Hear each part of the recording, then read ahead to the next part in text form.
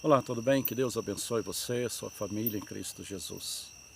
Hoje, 10 de dezembro, nós estamos aqui, direto do monte. Ainda há pouco, realizamos ali o culto do domingo, que foi uma bênção para a glória de Deus. E nesse momento, aqui no monte, eu quero orar por você, mas também trazer uma mensagem, a palavra de Deus. A palavra de Deus fala em Salmos sobre a bondade, a grandeza de Deus, que diz assim: a bondade, a grandeza, a providência de Deus. Exaltar-te-ei, ó Deus, meu Rei, bendirei o teu nome para todo sempre, todos os dias te bendirei e louvarei o teu nome para todo sempre. Grande é o Senhor e muito digno de ser louvado, a sua grandeza é insondável. Uma geração louvará a outra geração as tuas obras, anunciará os teus poderosos feitos, meditarei no glorioso esplendor da tua majestade e nas tuas maravilhas. Falar-se-á do poder dos teus feitos tremendos, e contarei a tua grandeza. Divulgarão a memória de uma muita bondade, com júbilo celebrarão a tua justiça. Veja bem, meditarei no teu glorioso esplendor, no esplendor da tua majestade e nas tuas maravilhas. A palavra de Deus nos mostra grandiosos feitos do Senhor na vida de uma geração, de um povo, que vem se repetindo em nossos dias, a qual todo o tempo o Senhor tem mostrado o seu poder, a sua misericórdia, a sua justiça sobre a nossa vida. Mas nós temos visto uma grande dificuldade da parte de muitas pessoas em conseguir estar buscando para a sua vida no Senhor. Muitas pessoas já não veem mais uma necessidade de estar tendo comunhão com Deus, de estar buscando a Deus. Há muitos que até trabalham contra isso. Não há mais necessidade de buscar, esse negócio de buscar, isso é bobagem, aqueles que não acreditam, né? É muito triste, porque quando Davi se alegrava, e ele dizia no Salmo 122:1, ele dizia assim: alegrei-me quando me disseram, vamos à casa do Senhor. Hoje ficamos meditando, porque tantas pessoas não têm mais alegria nas coisas do Senhor? Por que tantas pessoas dizem ter vida com Deus ou estar bem com Deus, mesmo quando não estão em comunhão ou já não buscam mais como deveriam buscar? Em Jeremias, a palavra de Deus diz: buscar-me-eis, me achareis quando me buscar de todo o vosso coração. É triste observarmos e ver quanto que as pessoas vêm dando desculpas para não buscar o Senhor e quanto das vezes as pessoas dão tanta dificuldade ou desculpas, que é a realidade, muita desculpa, para não estar buscando o Senhor. O que se ensina na casa de Deus que as pessoas é tanto contra a igreja? É bobagem a igreja não sei o quê. Nós sabemos que existe alguns lugares de fato e de verdade, como Jesus sempre nos mostrou, né, que não deveríamos estar dando ouvido aos ensinamentos errados, que viriam muitos, enganariam a muitos, mas o próprio Jesus ensinou tanto em casa, como tem várias passagens na Bíblia, na palavra de Deus, que Jesus ensinou na casa, que Jesus ensinou à beira-mar, que Jesus ensinou até na bem-aventurança, né, em Mateus 5, no monte, que Jesus, por toda parte, ele falava da sua palavra, ele ensinava, mas que ele tinha aqueles momentos de ir ao templo.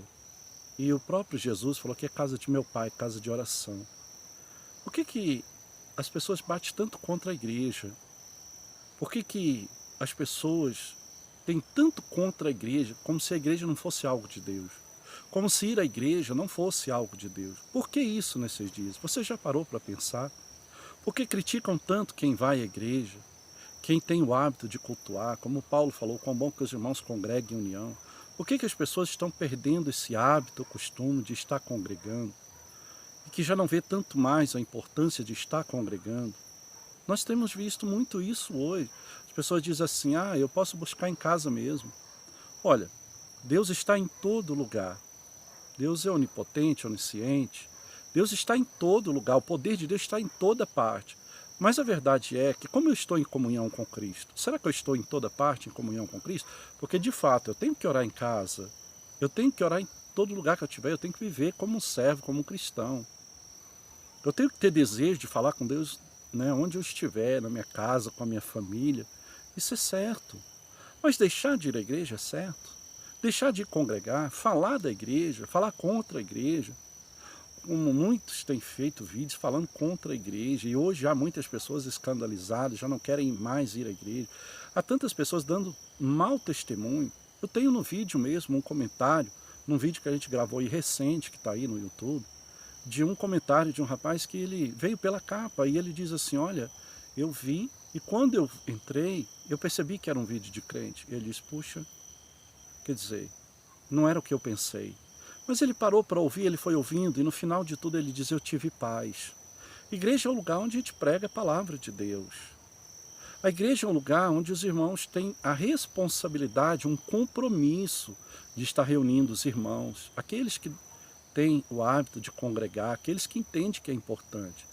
A gente sabe que há muitas pessoas que estão contra, que não é a favor, mas nós precisamos observar que há muitas pessoas que estão perdendo esse costume, o hábito de congregar, em tempos que nós não podemos fazer isso.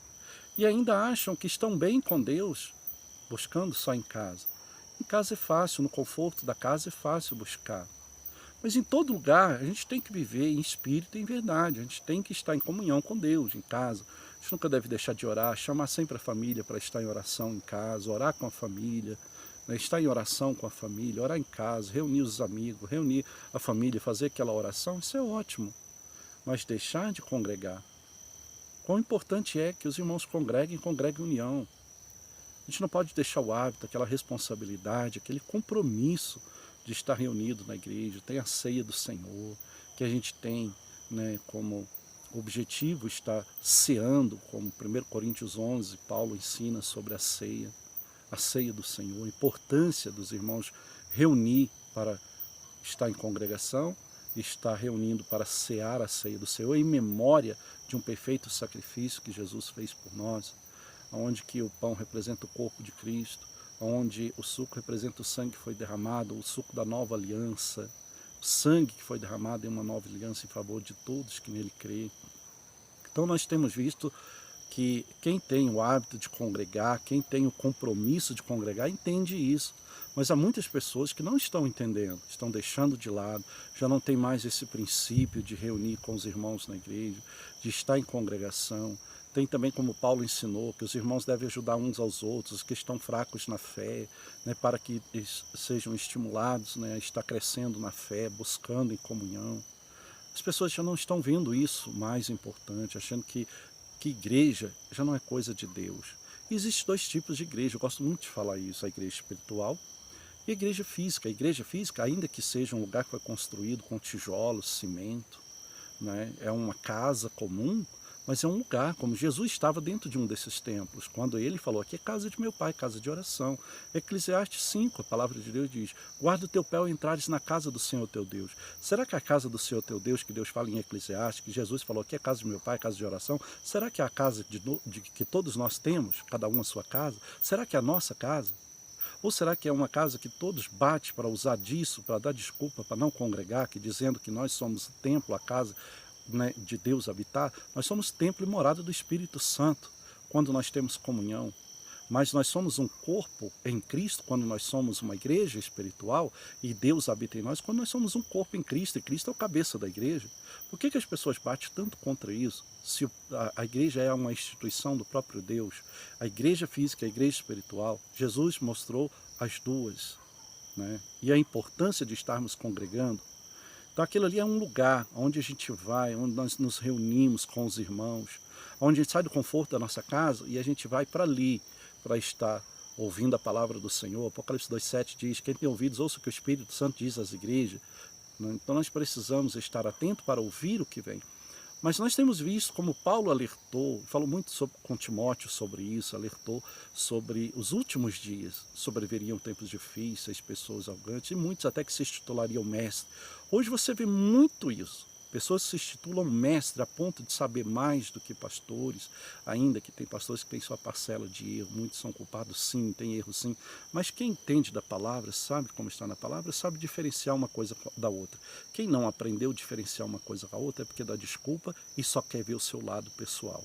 é porque tem algo contra, não tem compromisso, né? Está afastado, está distante e não quer assumir, dá desculpa para poder não querer congregar, ainda tirar quem está congregando. Jesus disse, ai daqueles que fizer um dos meus pequeninos tropeçar. Há muita gente que está fazendo pessoas tropeçar.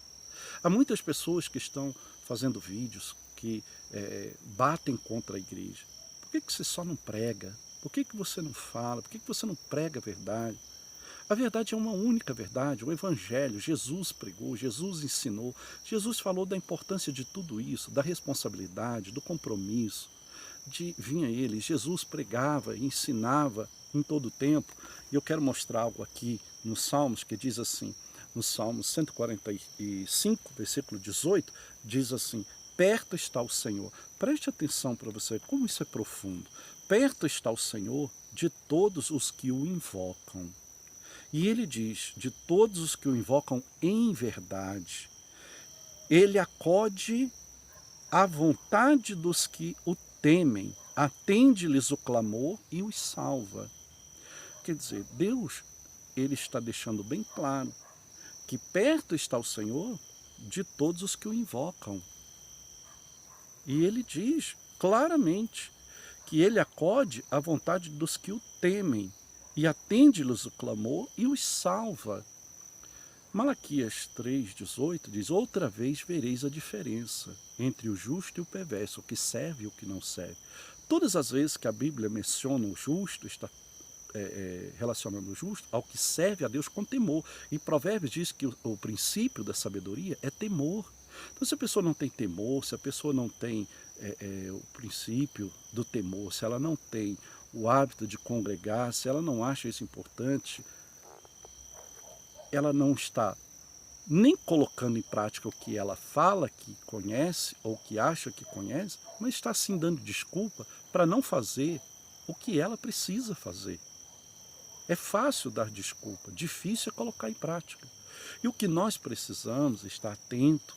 Nós não estamos vivendo em um tempo que nós devemos brincar de cristãos. Ou nós somos ou não somos cristãos. Ou nós fazemos ou não fazemos a vontade de Deus.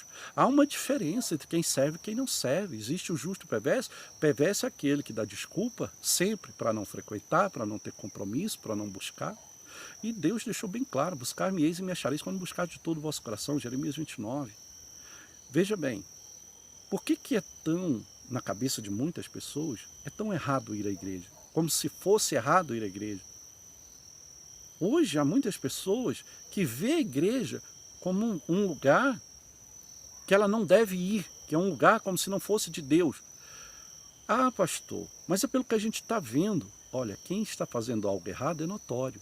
Quando você chega em um lugar que não está pregando a verdade, que não tem compromisso com a verdade, se você tem compromisso com a verdade, se você tem uma vida com Deus, você vai perceber. Esses lugares, verdadeiramente, você não deve frequentar.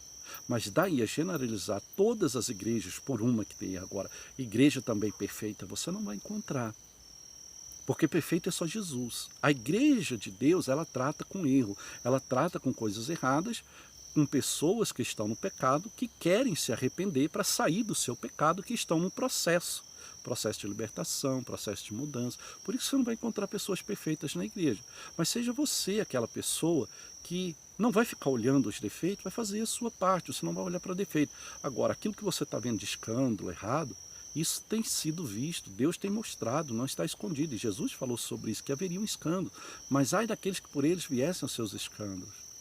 Então não justifica, por causa de um erro, de um, generalizar todos, ou por causa de um problema numa igreja, colocar todas no mesmo pacote. Não pode. E ai daqueles que falam contra a obra, ai daqueles que falam contra as coisas do Senhor. Então a gente precisa ter o temor, saber do que realmente ele está falando, que prestar conta todos nós vamos. Seja membro, seja pastor, seja quem for, todos vão estar diante do Senhor. E nem todos que disser Senhor, Senhor, entrará no reino dos céus, porque a salvação não é para todos, mas sim para todos os que se entregam ao Senhor. E mais, ele diz, o Senhor guarda todos os que o amam, porém os ímpios serão exterminados. Ímpio é aquele que não tem uma vida com Deus, que não serve. Como falou outra vez, Malaquias 3,18, outra vez vereis a diferença entre o justo e o perverso, o que serve e o que não serve. Então aqui a gente está vendo claramente que Deus, ele está perto de todos os que o buscam, no versículo 18, dos que o invocam, de todos os que invocam em verdade. Não é de qualquer jeito, não é do meu jeito. Eu preciso me sujeitar, como Éfeso 6 fala, me sujeitar à vontade de Deus, não a minha. Eu preciso buscar a vontade do Senhor para a minha vida. Agora, Jesus, o próprio Jesus em João, ele vai dizer que, veja o que ele diz aqui,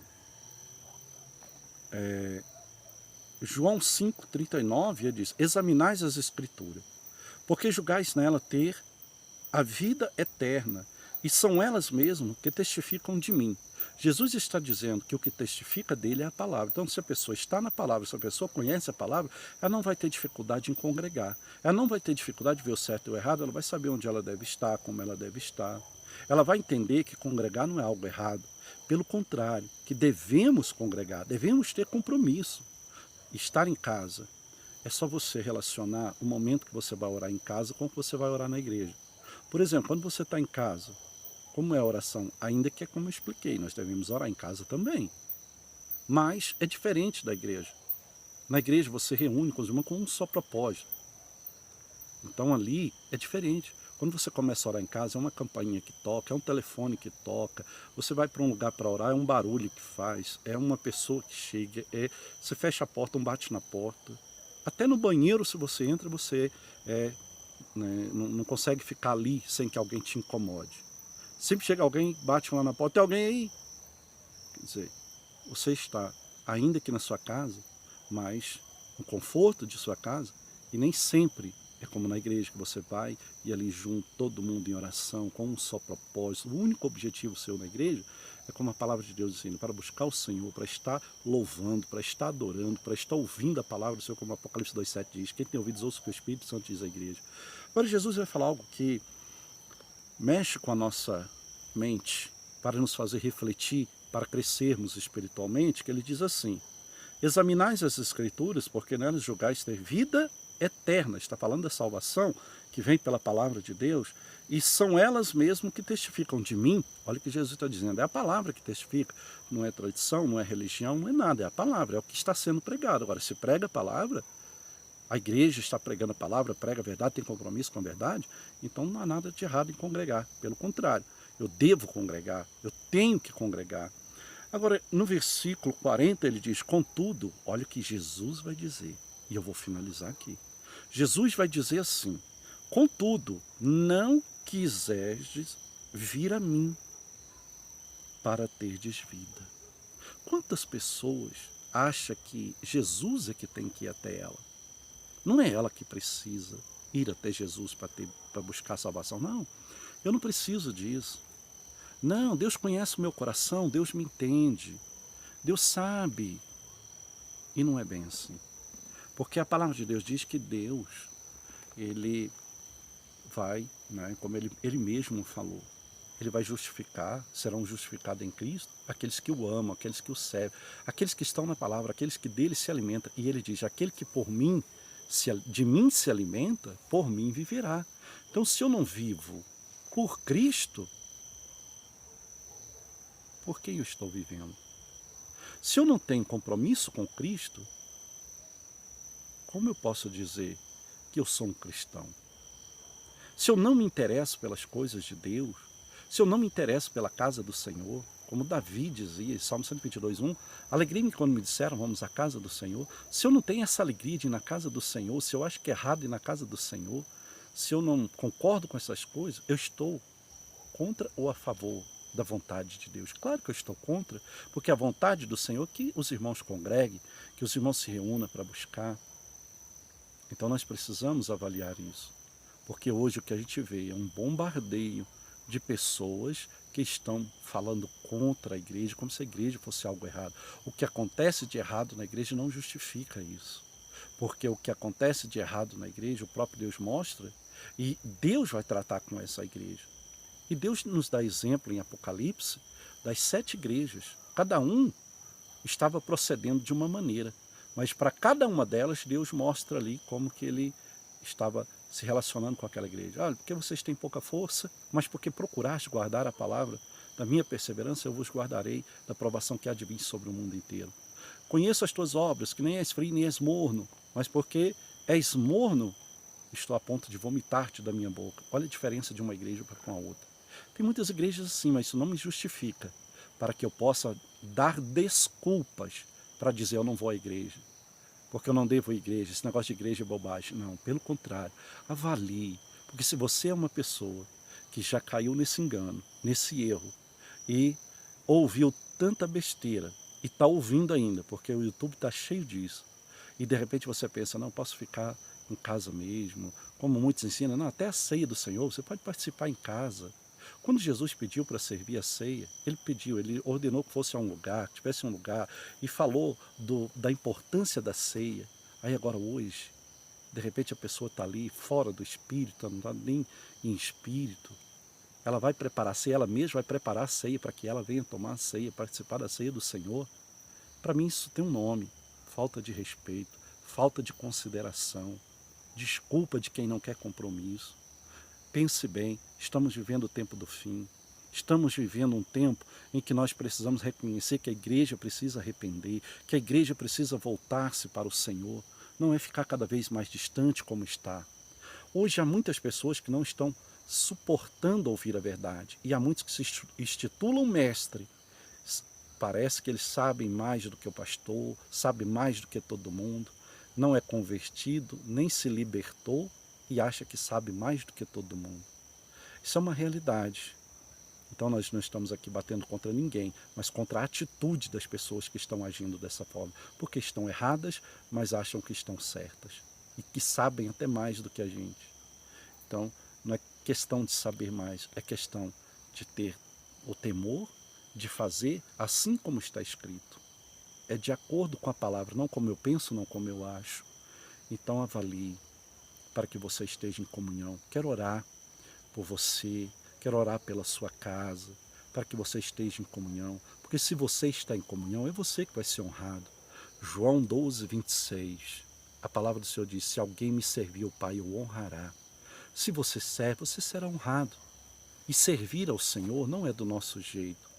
Para servir ao Senhor, nós precisamos sujeitar a vontade dele, precisamos ser servo. Em Malaquias capítulo 1, Deus fala, se eu sou o Senhor, cadê para comigo o respeito, temor? Né? Então nós precisamos avaliar isso. Mas eu quero orar, porque às vezes, pelo que você ouviu, você enfraqueceu. Pelo que você ouviu, tanta coisa, às vezes você fica assim, será o que é certo, o que é errado? Às vezes você está bombardeado de tanta notícia falsa, de tanto engano, e Jesus falou isso. Vede que não vos engano, porque enganarão a muitos e próprios eleitos de Deus.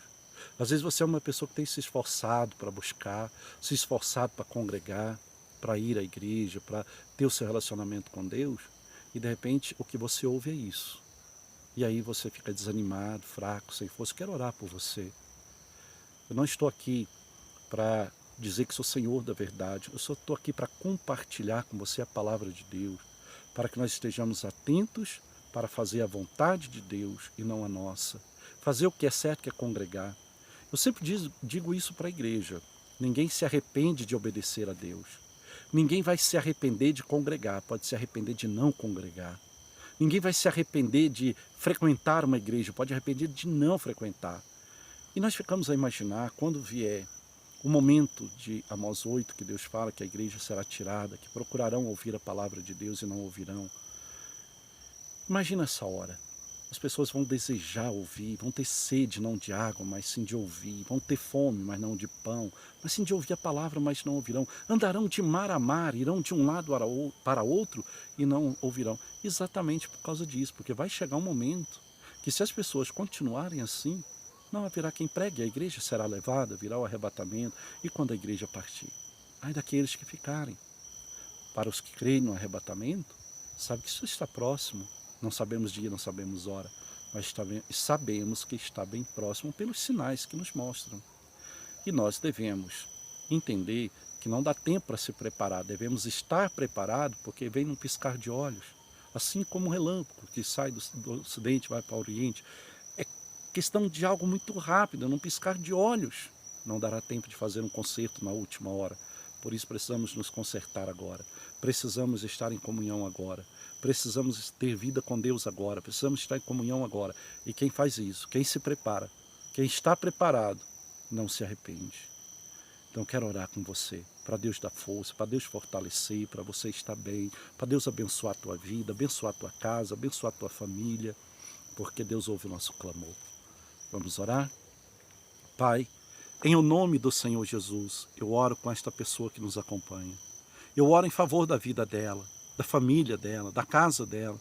Às vezes essa pessoa estava cansada, meu Deus, com tantas coisas que ela vem ouvindo, ouvendo, por tudo que ela vem passando, problemas, meu Deus, espirituais, problemas físicos, problemas de relacionamento, problema familiar, problemas financeiros, problemas relacionados ao trabalho, à sua profissão, problemas de desunião, problemas com familiar em casa, com ente querido. Pai, em nome de Jesus, que o Senhor possa, meu Deus, vir com o teu poder agora, com a tua mão que eu creio que está estendida sobre a vida desta pessoa. Pai, abençoe ela, toque sobre ela, fortaleça aquele que está fraco, fortaleça ele, Pai. Levanta, ergue, Senhor, o que está prostrado, aquele que está se curvando para desistir, para se entregar. Ergue, levanta, meu Deus, em nome de Jesus. Fortalece ele, fortalece a fé desta pessoa. Abre, Senhor, o entendimento dela, para que ela possa, ó Deus, entender, compreender a vontade do Senhor, para que ela compreenda e valorize a palavra, para que ela, meu Deus, venha priorizar o reino de Deus em primeiro lugar, buscar pelo reino de Deus e a justiça em primeiro lugar. As outras coisas serão acrescentadas. Pai, que haja desejo, que seja o coração dessa pessoa, como era o coração de Davi naqueles dias, que se alegrava em buscar o Senhor, que se alegrava quando diziam, vamos à casa do Senhor.